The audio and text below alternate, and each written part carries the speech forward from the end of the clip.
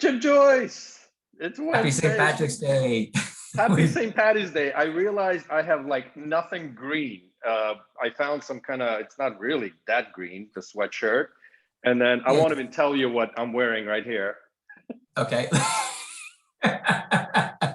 One of my girls found something, and then they started bringing everything green. A green tea, a green peeler.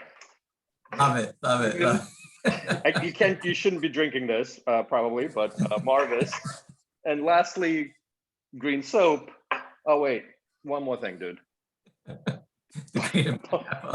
Yeah, there's nothing more Irish than a pineapple, right? There we go, Bill Bailey's. I mean, I couldn't find any good beers, especially Guinness, on such short notice. I've got some Guinness. I wasn't prepared. So anyway, this is not your usual location. Yeah, no, not my usual location. I'm at a socially distant 50th birthday party that's also a St. Patrick's Day party. So one of our good friends in Ireland here has his birthday's on St. Patrick's Day. So every year, and he hates to celebrate his birthday. So we surprised him with a St. Patrick's Day party. So we're all geared up. Amazing. And, so shout out to Clem Kavanagh, one of our good Irish compatriots. And what's great about today is everyone's a little bit Irish today, right? Have you been to Ireland for St. Patrick's Day?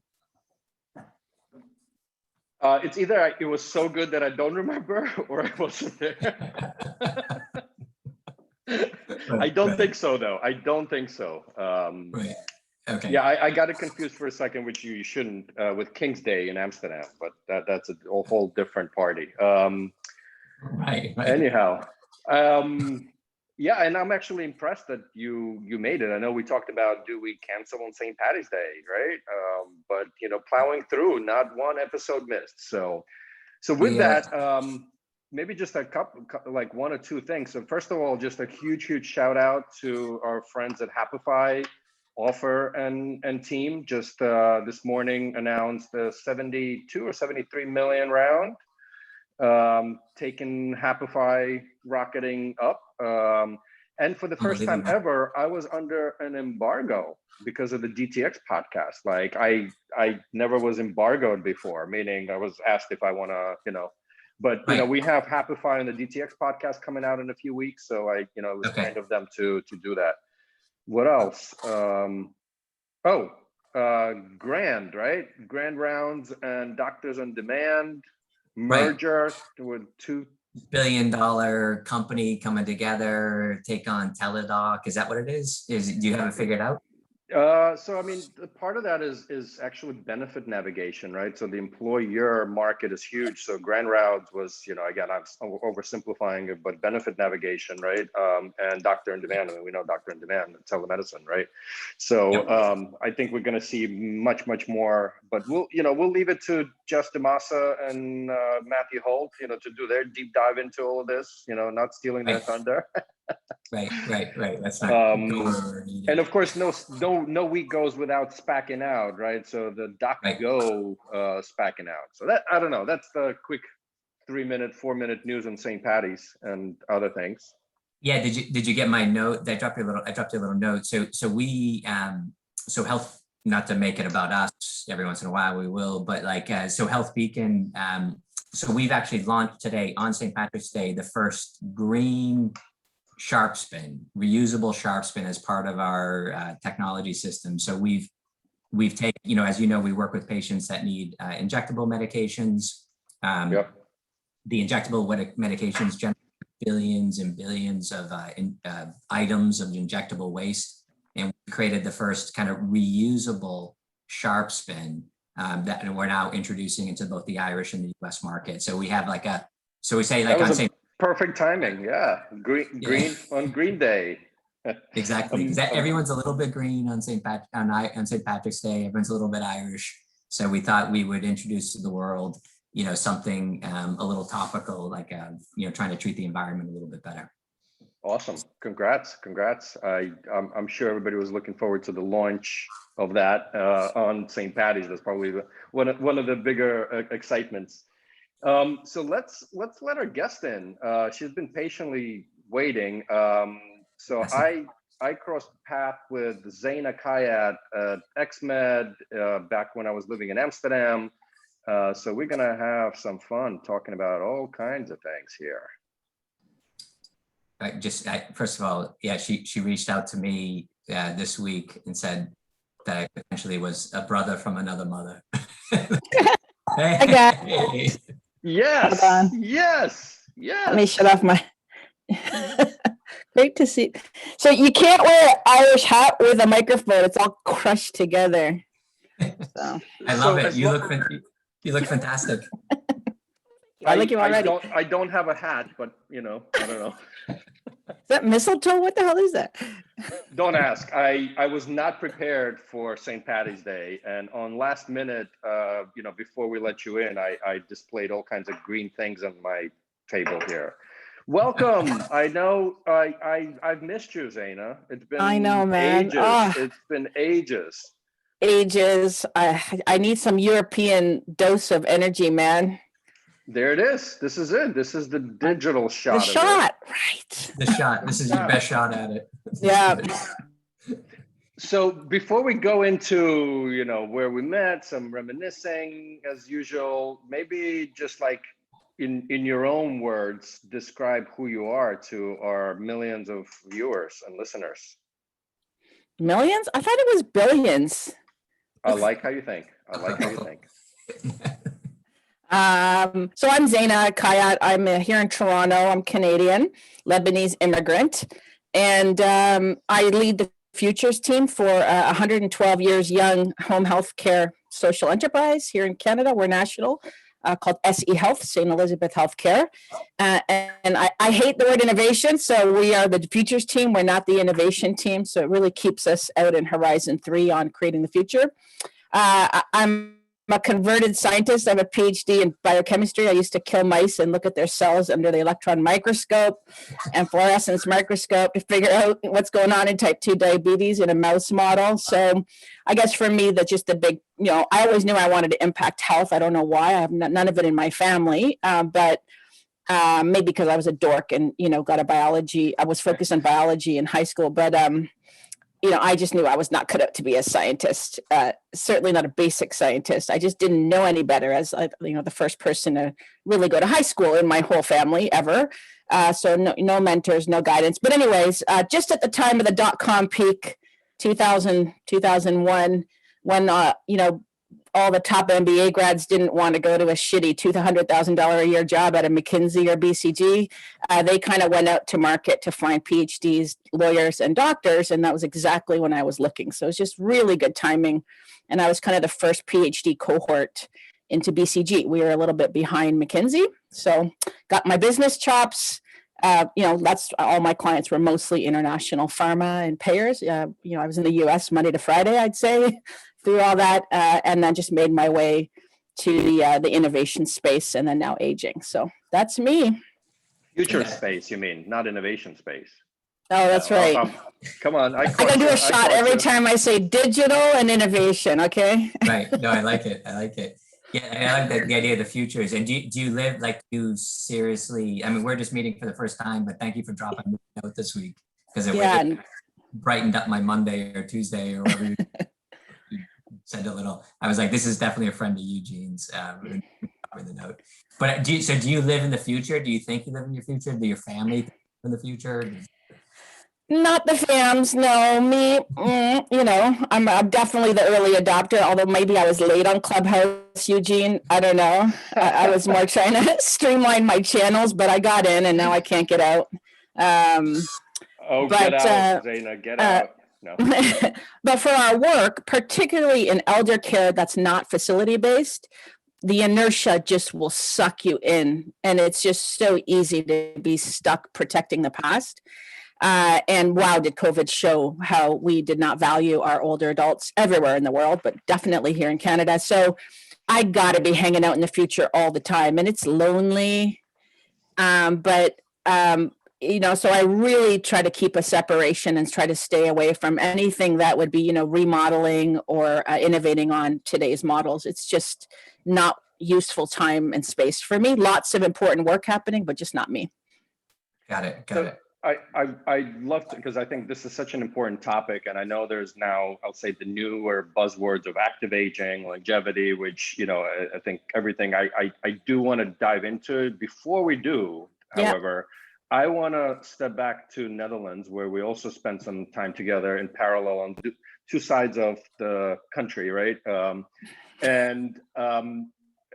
Even before, we met at XMed, I believe. I'm trying to remember which one was before or after, but it doesn't matter. Talk to me. You miss NL? You miss Holland? Oh my God, I miss it so much. Like, so many things about it. So, just a bit of context, right? So I grew up in Windsor, Ontario, right across from Detroit. And again, just, never left, really. I went to Toronto for my PhD. That was my first time leaving home, and have mostly worked in Canada, other than, I did consulting. I did live a little bit in Australia, and, BCG was great for taking me around the world, but still. And I'm like, how can I add value to this health system, when there's nobody really to be an exemplar? So I just knew I needed to get out. And that's when I started my search and just worked my network. And I was either the UK, Berlin, or Netherlands. Those were my three that I was looking for. And then the Netherlands work. So I worked for Lucien, which is, our brother in Nijmegen, right on the German border. I love the mindset there, particularly Netherlands. And then, you add Europe on top of it, just the way people think. Just to take a 1-year sabbatical from the muck and go and start fresh. Nobody knows me. Nobody's trying to get a piece of me. I quantified, actually, and COVID validated my N of 1 experiment, because I knew nobody there other than one person. I saved about 60% of time. No emails, no invitation to panels, speaking, events, all the bullshit. Like, I was like, wow, this is what it means just to have a job. I was like, I don't know what to do, and that's kind of what happened with COVID. That is Eugene's job. It's just panels and speaking. It was pre-startup, sure. But the funny thing is, actually, on that note, right? Like, my girls always ask, like, what is your job? And I truly believe, it's change management. It's about people, right? It's finding these awesome entrepreneurs all around the world, right? And so, and some of those, I don't like the word futurist either, though, to be honest. I'm not a futurist. No, I know, but I was thinking innovators. I was going to use the word innovators, but then I was trying. But didn't we figure this out on the podcast with the super? Yeah, you're a health artist. Health artists. There you go. Oh, I call us shift disturbers. Shift disturbers. That's like That's like a good Netflix series. Hold that thought. I'm gonna bring back the Netflix series. I'll tell you something I'm up to. Okay. So we had you in Netherlands and we interrupted you, but you were. I know, it's just great. You went for a sabbatical. Worked on 5 different things. 1 worked really, really well, 1 medium, and 3 failed. So it's a pretty good hit rate from cool projects. You should be a VC. That's my portfolio too on my futures team. It's we do a return on portfolio approach, but I think the other part too, I have 3 little kids, so I think we went when they were, I want to say 4, 6, and 8. And again, like, their life here is great. They don't need anything. They're good looking. They're healthy. They're popular. We live right downtown. They have everything they need. They never have suffered. That's my version of it. But I just, we have to shake it up. They're all at school. They're at school, dude, but they'll be here at 3. So I just think for them, it was a good resilience builder. Like, they got thrown in. There's no English school in Nijmegen. So they were in a Dutch school, just thrown in, had to figure it out. No friends. So I don't know. All of it. I highly recommend these types of, things. Right. So anyway, it was awesome. I miss it a lot. Yeah. And what do you miss? I always feel like for, having grown, like, I'm in Dublin, Ireland, but grew up in Boston, and like, Canada was a big deal for a Bostonian, even just across the border, to get to Montreal, 5 hours. So is it is it that much different? Like, is life just completely on its head, or, I think it's just comfort. I mean, I think, Canada, we really tolerate mediocrity. And I'm not saying that mean, right? Like, things are just pretty flat here. With great values, good inclusion, we don't like, it's just a different vibe, but it's just too easy to settle, Okay. So there's more of that, right? I think just being thrown a bit out of your, no, okay, I didn't go to West Beirut, let's be clear, for my sabbatical. So it was Nijmegen in a great condo, but I think it did throw us off enough. And I had no networks, no relationships, massive cultural gap with the way the Dutch do business. Right. Some bizarre stories of like things that would never just happen in my country. Right. So I think all that, is just good for building a bit of a new thinking and some resilience, and of course, expanding networks. Right. I mean, that's one of the we'll double click on a separate one on the Dutch stories. But that's let's hear. Well, while I'm here, should I just start pouring? I need a glass. Absolutely. I got my glass. This is amazing. Yeah. Awesome. Unfortunately, I have Bailey's only, but let's. Well, I mean, normally at this time it would be good Canadian club, but for you, I gotta. Right. Fantastic. Cheers. Fantastic. Love it. Cheers. It's funny because I've been fighting. I've been fighting because It's just doing it out of the flask. This is great. Go ahead. That's on our neck. That's attached to our neck. This is every day for me. What? No, it's fantastic. It's fantastic. So, going back in today.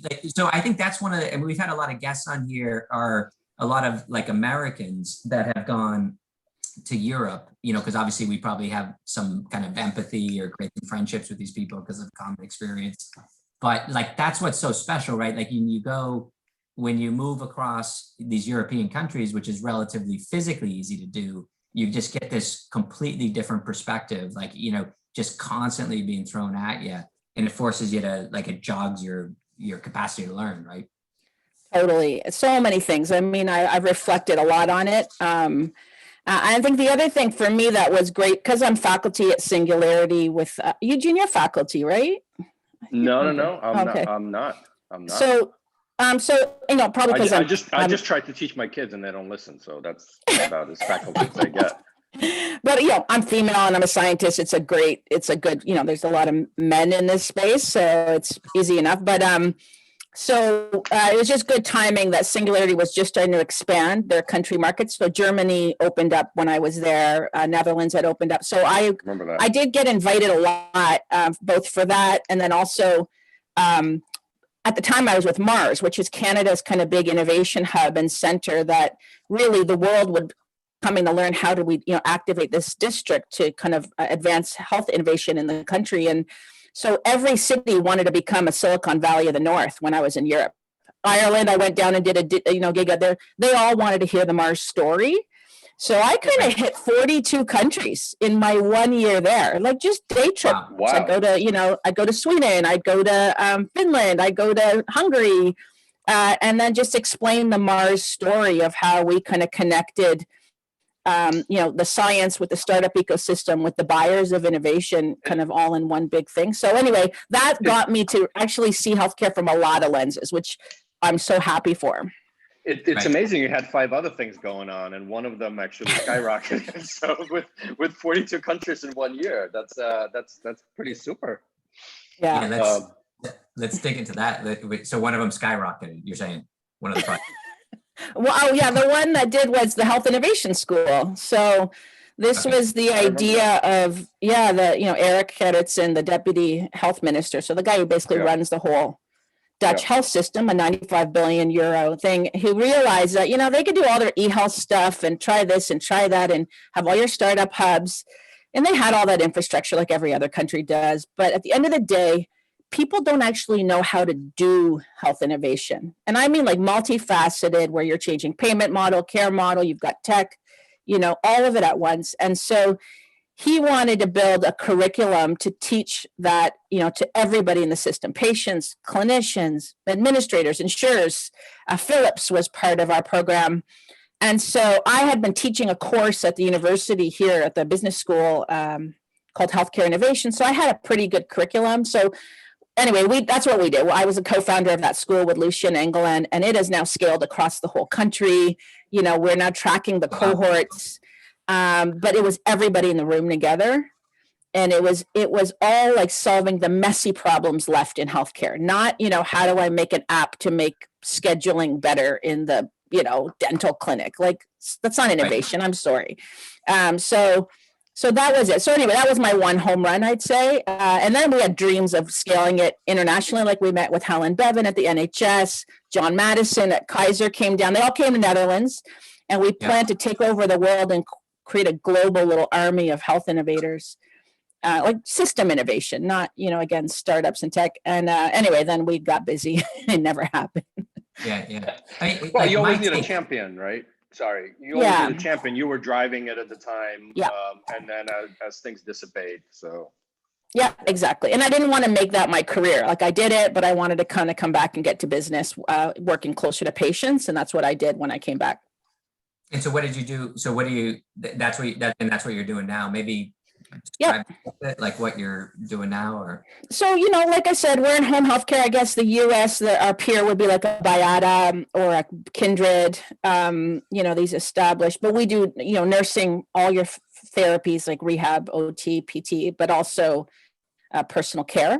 So we mix it together in Canada. It's not separate, but about 9,000 staff. We do 20,000 care exchanges a day in people's homes, and 85% are older adults on a fixed income, all paid for by government. But we knew we needed to diversify. We needed to, have more than just a service business on government. So there was lots of infrastructure and planning built for that. And then, we just solidified the futures team. I think I came in 2018 to really be the in-house new venture arm for the company.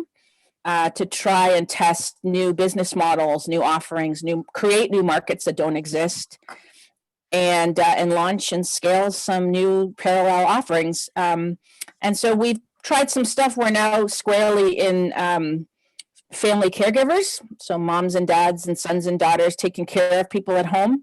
Massive market that the US is starting to design for, not much in Europe, and I think we're the leader in Canada, so really neat stuff there. I'll just give you one example. We're working on the first ever credit card for family caregivers with a major issuer. That'll be a global product. So, you can see that's not care, right, at all. That's just what we know from visiting people in their homes 20,000 times a day. And then the other one I'm really excited about is housing. So we're looking to create a new product of housing that has healthcare built in, but it's highly affordable. So really a disruptor to both retirement homes and nursing homes. Is it in your rental rates? It's a subscription, so house as a service. We're looking at business model, innovation, materials, and I was very lucky that Google Sidewalk Labs pulled out of Toronto just when we were getting this thing going, and I got the director of health for Sidewalk to come lead our housing work. Oh, awesome. And so she had learned so much because she was going to create the health experience at Sidewalk at the site here in Toronto. So anyway, those are a couple of the projects. And I think just the last one, now I'll do shameless plug because I think you let us, is we wrote a book, The Future of Aging. So I should get you guys a copy. So this please. We wrote, okay, digital. We wrote and published February 19th of last year was the launch. Okay. And then I had a whole book tour. I had booking in Germany and Switzerland and Netherlands. I was so excited. And this book, only one chapter is healthcare. One's on the economy, one's on tech, one's on housing, and one's on ageism. So this is our Bible for my team. We want to create the 5 futures, which are the 5 chapters of our book. And our starting point will not be healthcare. So let's go through the 5 chapters real quick. Sorry. Yeah. Chapter 1 is the future of housing and community. So all the new, and that's kind of blown up since COVID. So that informs our housing model that we're working on. Chapter 2 is about healthcare. So again, we're 10 years out though. Everything we're doing already exists in the market. It's just not the standard. So some neat concepts there. Chapter 3 is what we call Gerritsen technologies. So just what's the emerging suite of technologies for Geron Tech? My favorite that I love giving slides about is necrotech. So dying and death is having a whole redo. Thank you, Right. COVID. Let's double click on that. Yeah, I kind of was on catching death. some of I need to take a drink. Yeah. Love it. yeah. For the record, the Irish love to talk about death. Death. Cheers. So I love this Salud. death technology. Gross. Yeah, just, it's pretty, like our kids will look back and be like, what? So when someone died, everyone went to this building, put them in a big wooden box with formaldehyde that kills the environment and buried them under the ground, and sang song, it's just. Right. My light's still a little bit. And 70% of people die in a hospital. Meanwhile, 80% of people actually say they want to die at home. So just end to end, everything about how you die, where, when, how you cremation. So we just partnered with an Uber for cremation services. Beautiful experience, light, pleasant, Right. cheap. Right. So the whole funeral industry, this is gonna, and then how you memorialize, and then I'm sure Eugene, how you live on, right? Like all these ways after death. Have you touched base with Alex Drane? I'm sure, right? Or no? Because Alexandra Drane. No, what is he with the company?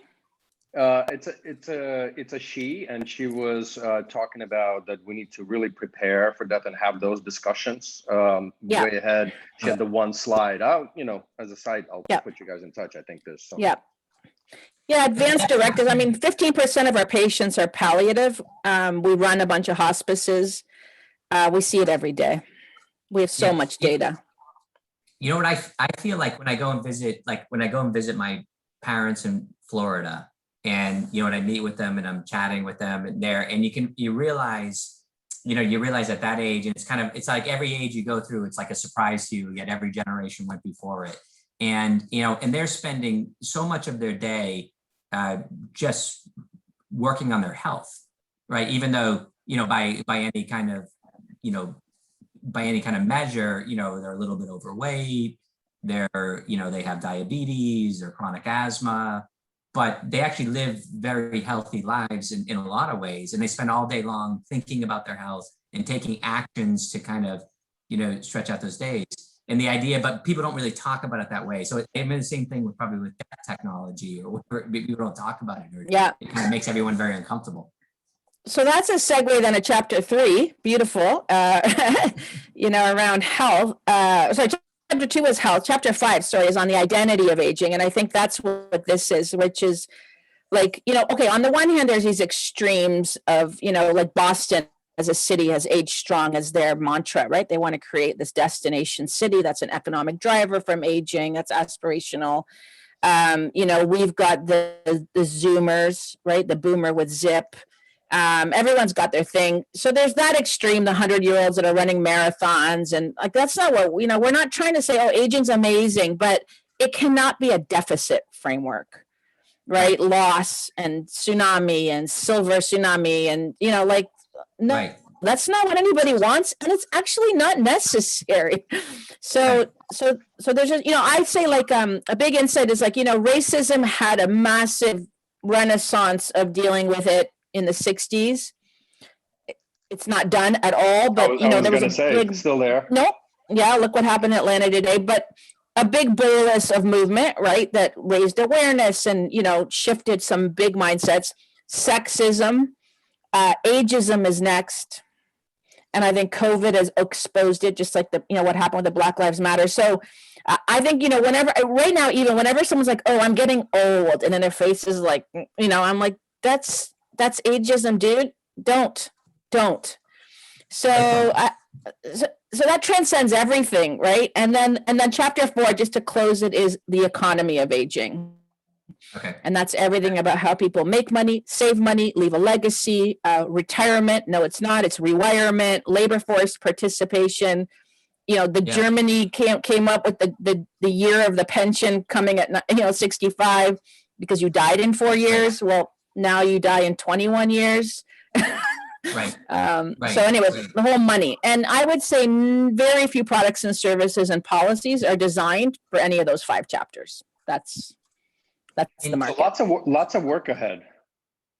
Dude, there's so much to do. Like what you just described, like I can't even like fathom where to start, right? And like how do you even really break this down? And I do think, and I forget the association name, but there's like associations of active aging. So I think again, a lot of this is starting to happen, for lack of a better term, bottoms up from individuals. I mean, Jimmy, you were just describing your parents, right? While yes, they may have chronic diseases, they're redefining what does living healthy mean and living actively and et cetera. So I also feel like so much of this, like there's so many subjects to talk about, Zayna, but like I know, like double clicking everywhere right now. Right.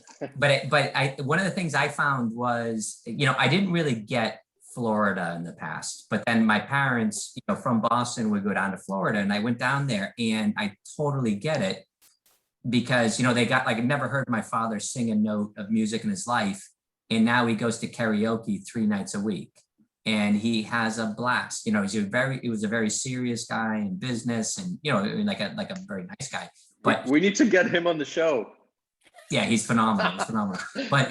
But he's like, he has no intention of like not having a good time every single week of his life, making new friends.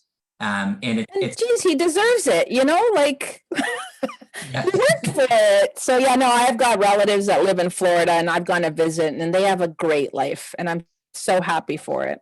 Right. So what about like when you're in your chapters, I feel like culture, like I feel like when I walk into a restaurant in Florida, there's not an anti-aging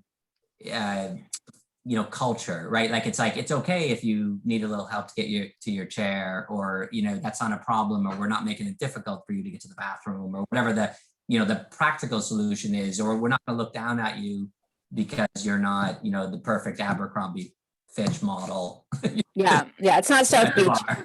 I mean, I think some of the wisdom we drew, because we did a global scan, we looked at 450 signals.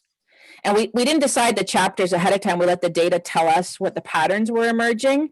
And so an example of that even goes further out would just be the wisdom of, indigenous populations, Southeast Asia, like they know what wisdom and elderly is. And like, it's all just coming back to the West. Like we just have to undo a bunch of stuff. So there's a lot of that in there from the scanning. Yeah. But what about then also like the practicality of relationships? Did that come across? So like if you think about relationships of, like the idea, like if we can live till we're 150 years of age, then when the kids leave for college, you look at your wife and like, we've got another 100 years together. Yeah. So we Jim, totally. we'll be doing the shot of digital health still. It'll be Metamucil. No, yes, we do a whole thing on marriage as a construct and what purpose it served in society. And, no one contemplated being married for 85 years. And so that's chapter 1. It's kind of community relationships. In the data, again, we didn't know what the data would come up with. Gender identity. So you think of this population that had to hide so many aspects of their gender identity that didn't match where society was at. And, there's certain religious churches that still don't agree with, things. That was this week's news. And so there's just, anyway, we did a whole unpacking of sex and gender and relationships. Yeah, it's a big area. My team's not designing for that just yet. Our pipeline, we've got a pipeline called Wackies, Wild Ass Crazy Ideas. Because you guys are probably like me, like you're always thinking of business ideas. We have like 400 in our Wacky, and we have so many ideas around. Yeah, gender, incontinence is a big area. Sleep, Eugene, you did a thing this week on sleep. You posted. I'm like 100%. That's a whole product area for the elderly. Nobody's designed for. There's like 400 business ideas just waiting. Maybe I should start a fund. I don't know. You totally should. You brought up aging before, like on our third podcast or something with Rob Garber of famous 7 Wire Livongo fame, right? Like yeah, that's their thesis is now to invest in aging products right now. So they're big. They're big in that. The one thing I always, just to get your take on this, and stop me, Eugene, if I dominate here, is I saw something really interesting in Italy where within the Italian framework, with my family members, my mother-in-law was a teacher, and she had a pension, and her husband, who had passed away, was a clinician, was a doctor, and he had a pension, and they had accumulated lots of property over the years, so they were quite affluent, let's just say. And then the next generation along, because the Italian economy wasn't very good, didn't have any jobs, and their pay was quite, and so they were waiting for the inheritance of the next generation. And you saw in the society, they all worked very well, but you saw the tension between the two classes. Did that come up in your looking? So we did it's got so many sides to it of intergenerational, transfer of legacies. So before it was always the financial legacy, like your whole job in life is to build up this nest egg, just to then go pass it on to your kids. That's all shifting. It's a social legacy now. People don't want fixed models for what to do with their wealth and how to transfer it. That's all shifting. And then, on that intergenerational tension, the one we see a lot is on housing, right? So you've got a house in a city, you're not going to give it up. You've had it for 60 years, but everyone's like, oh, you have too much house.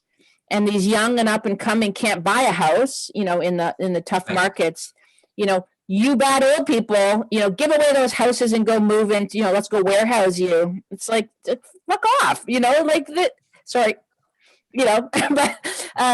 So you can beat that, but so there's some of that. Yes. Yeah. So a little bit of that came up, and I see that as well in being in the housing space. Right. To me, what you're just describing, you guys assessed literally global unmet needs, right? Because as these shifts are happening, you guys really mapped out unmet needs in the aging. I'm just or jobs to be done. Jobs to be done. I do want to, because you kind of said let's put it to the side. But I want to bring it back front and center. We talked about Netflix at one point, and you're like, let's put that to the side. So so it's been a hard year, right? Like I've been sitting at home. We had a Spaces office that we used to work at, our own studio, that got shut down. Really hard to do this work from a desk, with Zoom. So hard to look forward to things. So then there's a new TV network in the US called the Human to Human Network. Have you guys heard about this? No. Remember when Oprah came up with her own network, Oprah Winfrey Network, to use TV as her platform beyond her show, like the whole network, to change the world? I do remember that at one point, yeah. Yeah, so that's what this founder of this network is can we use TV and being in everyone's homes and the medium called the reality TV show to actually basically breed or inspire a million Greta Thunbergs or Elon Musks? That can you get children or teens and their parents to both be glued to that show? And the show is called The Social Movement. And they've got like 100 people. They found us. I think there's 2 Canadians. And they're going to lock us in a room for 4 days in Miami in June and record it. They already did the pilot season and it tested well. So the pilot season will run in September. But we get given one of the sustainable development goals. We have 4 days, 10 on the team. And you come out and you pitch like kind of a business concept to, they build a big fund and you pitch to the fund. But, and then each team, there's 10 teams, becomes one episode over a season. So one of the episodes will be all the B-roll of, let's say, my team, and you're watching with your kids at home, and you can actually invest your own capital, just like you would text for your American Idol vote, into the team. Awesome. And so, and then they have all this drama. The drama they create, there's no meanness, okay, but it's like the TKS, the Knowledge Society. Eugene, you might have seen some of these teenagers who are like wicked smart that get selected by Google to go change the world. So, they'll be like me and a bunch of people my age, against a team of 14-year-olds. or maybe they'll mix us up. Anyway, so I don't know what project I'll get, but it sounded a little bit hokey, and people I know that got invited said no, but I'm like, what? I need something fun. And sounds like fun. And was there behind the scenes production stuff? All that shit. Yeah. 4 days. And the host is Elon Musk's mother, May Musk. And, she's pretty special lady, right? She's like 74. She's a gorgeous model, and she's out to change the world. And a couple of other kind of big change people. Anyway, I don't know. I thought it'd be really fun. So that's my thing. That's awesome. So last year was a book. This year it's a TV show. Yeah. So when is this airing? What is it air? Or So season 1 will start in September, which was the pilot season, which is these teenagers, and then which was 4 teams. Just had to see if it reads well. The founder is great. This guy Chris Lavoie, and then our season will be the following April, I think, of 2022. I don't know. So we'll see. And then of course, we can take an equity stake. We get an equity stake, small but reasonable, if the investors invest, and they're not going to just pick one. It's not that type of a show. So I could be part owner of a company, or you could quit your day job and go run the company. So we'll see what happens. That's awesome. You got time to decide, right? Till April. I love it though. 2022. Like That's amazing. When someone says to you, "Do you want to be during the middle of a pandemic? Do you want to be in a reality TV show in Miami?" The answer is yes. Yeah. And as a byproduct, we just have a TV star on our show now. Right. There you go. Exactly. You're blowing us up. Awesome. 2 billion followers. Wait, before we close. So at the beginning of your TEDx talk, you opened with, my father had 2 jobs. Yeah. How does that play into your thinking of this whole intergenerational thing? Well, I mean, maybe it's not. I think my dad's story, which a lot of us have, is the immigrant story, right? Lebanon, extremely poor, came, just before the war broke out there. So I was born the year that the war happened in Lebanon, 73. And that's because Trudeau, the older Trudeau of our prime minister, opened up immigration because Canada needed population in the early 70s. And a lot of Lebanese came here because there's French in this country, and they were mandated by the French. Anyway, just worked his butt off as a mechanic, endured brutal racism. So that's what's been reminding me of my dad a lot lately, like the stories. Now I'm gonna cry. Like, we buried that my dad dealt with, and he woke up every day and went right back to work, to the meanest of the mean people. And so all his dream in life was that we would even get past grade 5. Like, he didn't have any other expectations, and I got a PhD, and all my siblings have 2 degrees, and like that was enough for him. You know what I mean? Yeah. The crazy part is I didn't think that Canada has mean people at all. Dude, we're just as racist as America. No, it's a portion. It's very similar. Yeah. I think it's just not as systemic. It's not as entrenched in our institutions, although there is, but no, there's, we're the same. Anyway, and everywhere. So, especially the immigrants, especially from the Middle East or other places like that, where you have an accent. I had a pretty heavy accent, most of my life. So I think more around that, of the newcomer story. And, you guys have seen the data, right? The top companies in the world, some of the biggest movers and shakers, were not born in the country they live in, or their parents weren't, like, that's what this is. Like, I just did a class this morning on we did a case study of the BioNTech Pfizer. We did the whole vaccine case study in my course this morning at the MBA school. And, I had to research the founders of BioNTech. I don't know if you guys have talked about this. This husband and wife team from Turkey. Yep. His dad worked at Ford Motor Company. Germany brought them in. Like, that's who makes the world. That's who's made my country. So I think it's been more that versus the old versus young. My dad had a good long life. He died at 80. So yeah. But what a beautiful story, like, especially on St. Patrick's Day.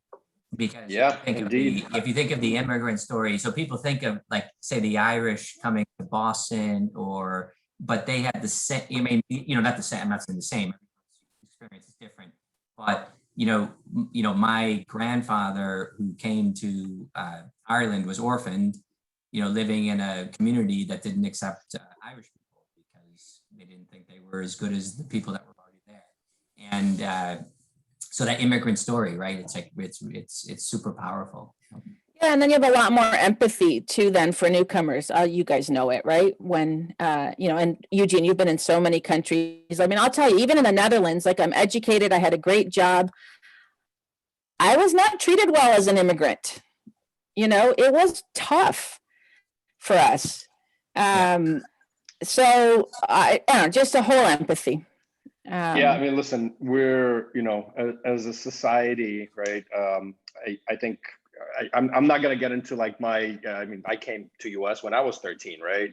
And same thing, I've gotten like beat up in the neighborhood. And I mean, again, taking punches, but, I do want to close out, even though I don't want to, you know what I mean? Yeah. But I'd love to let's talk about like very, very briefly, like what is in Zayna's head on what is that future of aging? Like, what is that ideal situation? I know there's a whole book on it and it's multifaceted, right? But like, if you had to summarize, if you had to do like one word, I would say is agency. Agency, right? Agency. Choice. One word. We've had our older people outsource their agency to predefined institutional models for their care. No, and that's all of society, right? As everything democratizes. But when these people will be, I don't know, 1 in 5 of us, like that's the path we're on. This is society. It's you and me, right? So I think that's it. So very exciting. So, well, cheers to that. And it was lovely to have you on and reconnect. And don't be a stranger. Yeah. Thanks, guys. That was fun. Thanks. Cheers.